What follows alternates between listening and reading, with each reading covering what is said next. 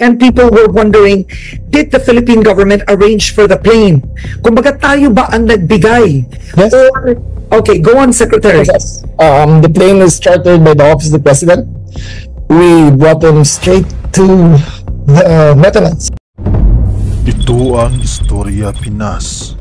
Matinding sabwatan ang nangyari matapos hinuli ang dating Pangulong Rodrigo Duterte na nagbigay ng tensyon sa buong bansa. Papauwi na sa Pilipinas si former President Rodrigo Duterte. Yan ang dasal at hinaing ng maraming Pilipino na ikinabahala ng marami na ito ang magiging mitya para magkagulo ang tahimik na pamumuhay ng mga Pilipino sa Pilipinas. Giyerang sibil ang ikinabahala ng taong bayan na unang maaapektuhan ay ang mga ordinaryong Pilipino na walang hangad kundi katahimikan.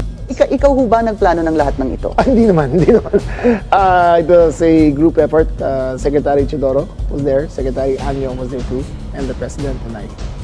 Matapos nilaglag ni Remulla na di umano ang Office of the President ang nagbayad sa pag-arkila ng eroplano na sinakyan papuntang Netherlands ng dating Pangulo. Patunay na tagilid na ang kanyang alyansa kaya gagawa ng gulo para makapagdeklara ng martial law at walang eleksyon na mangyayari sa taong ito. Kaya komento pa ng mga dismayadong madlang netizen. Ayon ni Sakang Traidor, maganda ang pakikitungo ni PRD sa iyo. Kahit ikaw pa ang hudas, bagay pag ang isang tao na ganid, walang pake kung mapahamak ang isang tao na tumulong sa iyo. Pera lang kasi ang importante sa inyo. Bakit kayo sumusunod sa kasamaan? Hindi man lang ninyo makita ang sitwasyon ni PRD kasi dapat nagtrabaho kayo. Nagtrabaho lang si PRD ng tama. Kasalanan niya ba yon? Minahal niya ang bansa natin. Ngayon na totoo talaga ang ugali ng mga Marcos ngayon. Ang katotohanan, hindi na tayo pabubudol pa. Mga wala talaga silang pagmamahal sa bayan. Grabe, napakasama mo Marcos. Wala kang utang na loob.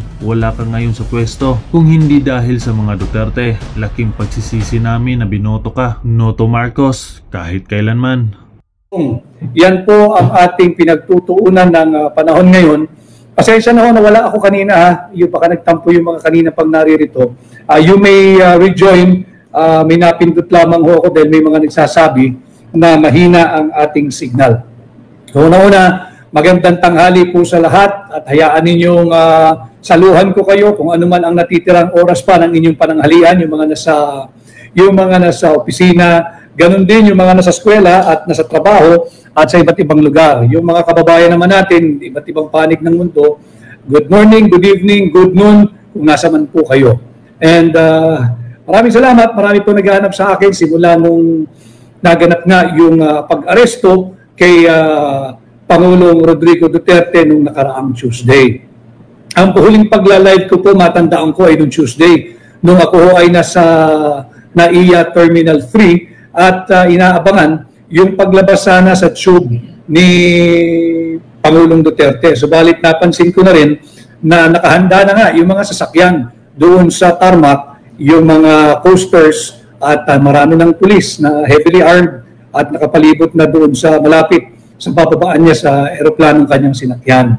At nung sinara na nga yung pintuan sa tube, ako ay dali-dali nang tumungo palabas nung terminal upang hanapin kung saan siya idadaan. And instantly, alam ko naman, napanood ninyo, ang bilis nag-ipon-ipon ng mga tao at nagkita-kita na rin kami ng mga ibang abogado roon, si Attorney dating Secretary Bebot Bello, nakasama ko roon. Andun din dumating si Attorney Israelito Bobet Torion. Nagkita rin kami ni Attorney Martin Delgra. So yun mo ang ating inantabayanan at nakakalungkot. Today is the third day after his arrest. Nakita naman ho ninyo ang daming videos naglabasan, ang daming news clips, news reels. Nakita natin lahat na magaspang, marahas yung ginawang pag-aresto. At kanina ho ay na-interview ako, pasalamatan ko, yung programa ni Ted Filon at ni DJ Chacha dahil nga ho ay napagbigay daan yung kanilang pag-interview. Marami ho ang gusto mag-interview, lalo na nung araw na inaresto si Pangulong Duterte, nung Tuesday, nung Wednesday, nung Thursday hanggang sa ngayon. Nung Tuesday ho, ay hindi ho talaga namin kayo kayang sapagkat alam naman ninyo kung anong nangyayari doon sa ground. Nakita naman ho siguro ninyo yung amin pong ginagawa ni Atty. Torion na sinisikap naming mapapirmahan yung isang pahina ng affidavit ni Pangulong Duterte. Kay Pangulong Duterte, habang siya ay nakadetine doon sa Villamor Air Base, yung sa Kalayaan Hall. Ayaw po kaming pahintulutan. Naintindihan naman natin yung sundalong naroon, yung nasa gate, yung isang tenyente.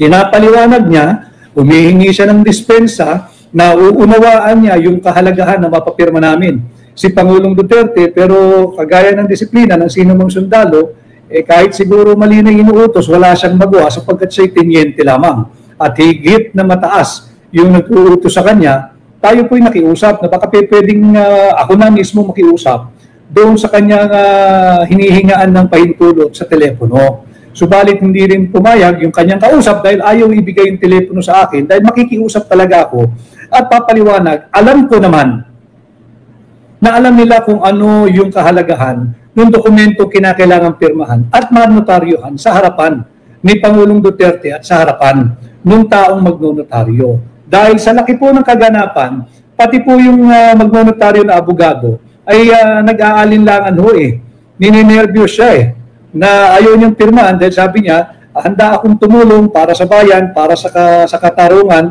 at para mangibabaw ang batas. Subalit, syempre, normal lamang ho yun nagtatrabaho lang yung tao, nag-volunteer lang na magnotaryo, pero syempre, ayaw din naman niyang maipit yung kanyang lisensya at yung kanyang primary source of livelihood or income bilang abogado. Ayaw niyang isugali. Syempre, siguro, pamilyado yung tao. At naintindihan mo natin yun kay attorney. Hindi ko nabanggitin yung pangalan, baka ayaw niya magpabanggit.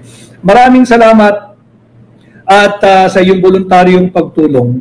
You serve the people well during that time na nagboluntaryo ka magnotaryo ng dokumentong pipirmahan ni Pangulong Duterte. Naipit po talaga kami sa oras. Kung kami ay nabigyan ng access as early as 1 or 2 p.m., baka sakali ho ay napaigi yung pag-file, although kanina nga ho ay na-interview ako sa programa ni Ted Filon at sinabi nga niya na na-deny yung application for TRO. Sabi ko yung pag-deny sa application for TRO, bagamat may naka-ready ng motion for reconsideration na hinanda ni Atty. Torion, who is also one of the local lawyers for the defense team of President Rodrigo Duterte, hindi po yun ang punto Yung punto ay hindi binigyan ng access yung notaryo publiko na abogado na siyang sanang magpapapirma doon sa dokumento na na-delay ng na-delay. Nakaalis po ang dokumento ng mga 3:40 in the afternoon diyan po sa may Pasay area.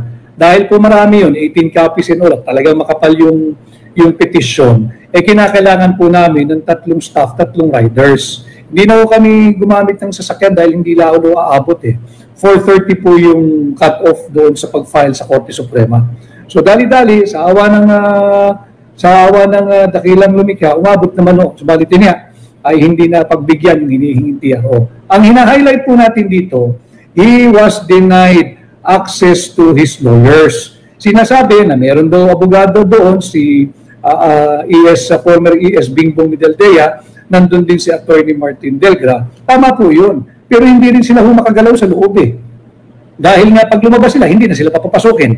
Tama namang hindi nila iiwan si Pangulong Duterte dahil walang kasiguruhan. Ano bang gagawin ng mga ito? And let me just reiterate yung amin po na pag-usapan kanina sa programa ni Ginoong Ted Filon at ni DJ Chacha.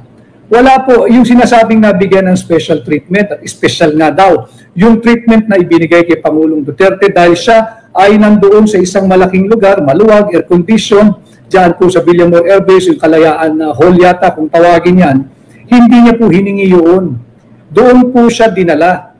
From the lounge po ng VIP lounge po ng Terminal 3, doon na siya diniretso. Hindi po niya hiniling yun. Isang bagay lang ho, ang hiningi ni Pangulong Duterte nung siniserve na yung sinasabing pag-aresto sa kanya.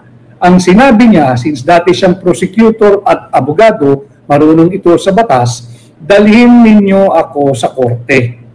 Yun lang ho ang hiningi ni Pangulong Duterte. Dalhin ninyo ako sa korte. Hindi niya sinabing dalhin ninyo ako sa isang air-conditioned lounge at sasabihin pa later on na special treatment ang naibigay sa kanya o nailatag sa kanyang pag-aresto. Hindi po niya hiningi iyon. And I'm saying this just to create the misimpression that to cover na maraming paglabag sa kanyang karapatan bilang isang Pilipino, bilang isang arestadong tao. Ang hiningi lamang niya, yun nga dalhin siya sa isang korte. Sapagkat ang sinasabi, inaaresto siya under the strength of a warrant of arrest issued by the International Criminal Court.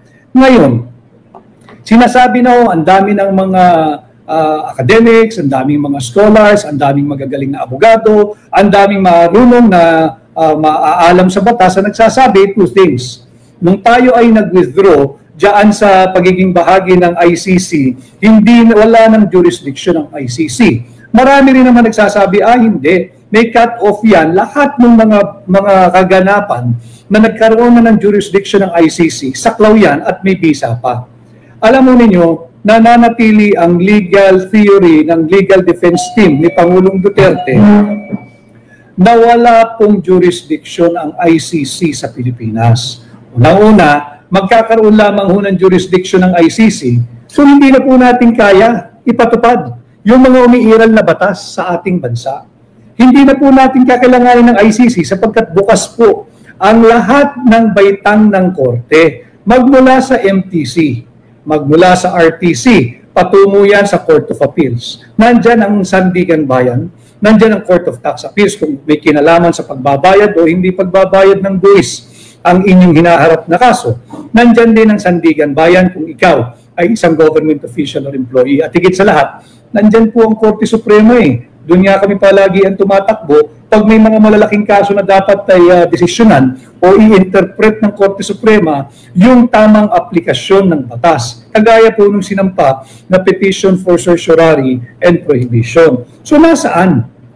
Walang puwang ang ICC.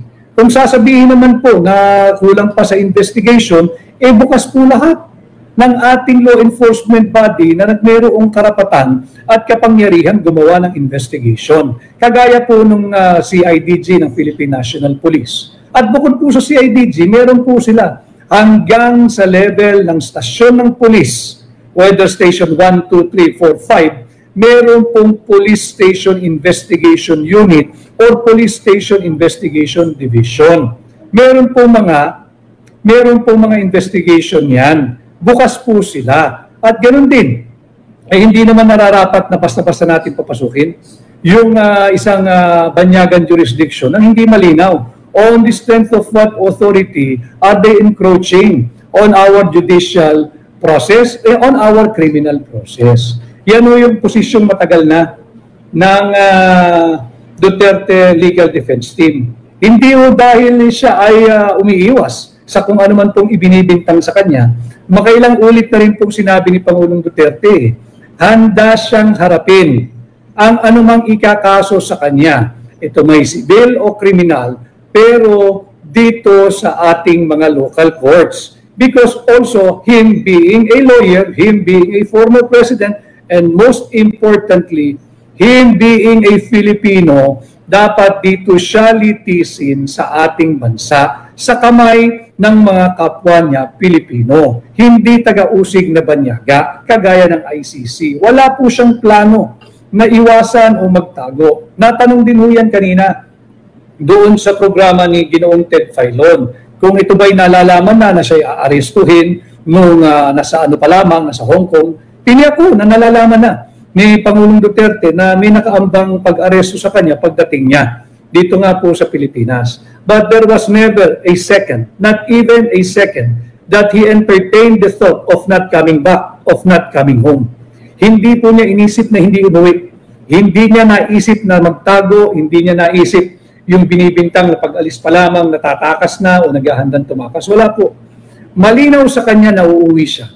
At haharapin niya kung anumang kaso ang ibibigay sa kanya, kung anumang warrant yan, basta't dito sa Pilipinas. Subalit, kagaya nga ho ng sinabi ko, napanood na ho ninyo ng maraming beses, sa napakaraming mga video, maraming mga nag-vlogs, maraming mga nag-live, maraming mga nag-recontent kung ano ang naganap noong araw ng Tuesday, noong March 11. Nakakalungkot hanggang ngayon, even the local defense team, sa pamumuno po ito ni Executive Secretary Bingbong Medaldea, na nandoon po nakastasyon ngayon kasama ni Pangulong Duterte sa The Hague. Ang naiwan po rito, ako yung sinama sa bilang bahagi ng defense team dito sa local, ang kasama ko po rito ay sila Attorney Martin Delgra, si Attorney Bebot Bello, si Attorney Fred Lim, Attorney Billy Dulay, si Attorney Bobet Torion, at yours truly, ang inyo pong lingkod. Kami ho ay nagpulong, marami ho nag-aanap sa akin. Simula ho kasi nung nangyari yung marahas at magasbang na pag-aresto, not befitting a Filipino, not befitting a former president, not befitting a man who recognizes Philippine jurisdiction. Kaya sinasabi nga niya, kung may warrant, huwag ninyo akong arestuin, sabihin ninyo, ako mismo pupunta sa inyo, haharapin ko, provided dito sa ating bansa at hindi sa korte na kung saan ang mga taga-usig at lilitis sa kanila or sa kanya ay isang banyaga. So hindi po siya tumakas. Kanya po, naririto tayo ngayon, ang ating tema ay Bring Tatay Digong Home. Yan po ang sigaw ng maraming Pilipino. Simula pa lamang nung pumutok yung balita na siya ay inaaresto at dadalhin nga po sa the Netherlands, diyan sa The Hague, at haharap sa isang trial sa harapan ng mga banyagang taga-usig at banyagang maestrado. Wala pong jurisdiction talaga, bukas ang ating korte. Bukas ang ating korte at may kakayahan, magagaling ang ating mga huwes, magagaling ang ating mga maestrado, magagaling ang ating mga prosecutors o taga-usig at hindi kinakailangan dalhin. Nakakalungkot, yung taong mahal ng mga Pilipino, yung taong tinuring na tatay ng higit na nakararaming Pilipino dahil ginawa niyang ligtas ang lansangan ng kanyang panguluhan, hinabol niya yung mga drug lords, drug syndicates, drug traders, para ho makatulog tayo ng mahimbing sa ating mga pamamahay, para po makalakad tayo ng ligtas sa mga lansangan, para ho mabawasan yung banta sa ating mga anak at kabataan na baka malulong sa pinagbabawal na droga. Yun po ang ibinigay ng gobyerno diyan sa ICC. Hindi po siya binigyan ng karapatan na harapin ang kaso dito sa Pilipinas. So ulitin ko, bukas po yung korte natin dito sa Pilipinas, lahat ng baitang, lahat ng antas. At yung sinasabi nga na meron daw in effect pa rin yung Rome Statute at tayo nga raw po ay bagamat tayo nag-withdraw as party signatory at bahagi ng ICC na yan, yung mga nasa cloud daw, nung hindi pa tayo nag-withdraw ay may jurisdiction ng ICC. Assuming, for the sake of argument, na may jurisdiction ng ICC and they are invoking the Rome Statute, o di gamitin din natin yung sinasabi nga namin nung Tuesday pa lamang, yung Article 59. Kung sinasabi ninyo na may jurisdiction ng ICC, under Article 59 mga kababayan, ang batas na ginagamit nila kung bakit daw po may jurisdiction ng ICC, dapat pakitaan ng arrest warrant or warrant of arrest yung taong nakapangalan o tinutukoy ng gagawing pag-aresto. At pagka napinakita na sa kanya, ang unang-unang gagawin po ng host state o yung Pilipinas kung saan sinerve yung warrant, dalhin po yung arestado sa jurisdiction ng isang competent judicial authority. Dapat po dalhin sa korte. Korte po yun judicial authority ang nakalagay Competent judicial authority. Hindi po sa piskalya. Ang nakalagay po sa Article 59, dalhin ninyo yung inyong aarestuhin o yung inaresto sa isang competent judicial authority. Hindi malinaw kung anong ranggo ng competent judicial authority. Ito ba ay MTC? Ito ba ay RTC?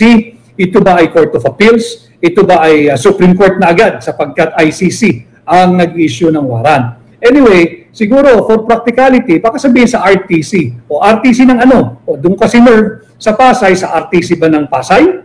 O saang RTC? Doon ba sa Regional Trial Court na kung saan ay naganap yung sinasabing mga murder or murders? Iba't ibang bahagi ng Pilipinas yan. So yun po yung mga dapat munang in-establish. At bukod po doon, ang dapat pong gawin kasi ng competent judicial authority ay to establish three things. Number one, yung tao bang inaresto is one and the same sa taong nakapangalan o pinangalanan doon sa warrant of arrest na in-issue ng International Criminal Court. Pangalawa, yung taong arestado, siya pa ay dumaan sa tamang proseso. Dumaan ba siya sa tamang proseso? Ano yung tamang proseso? Unang-una,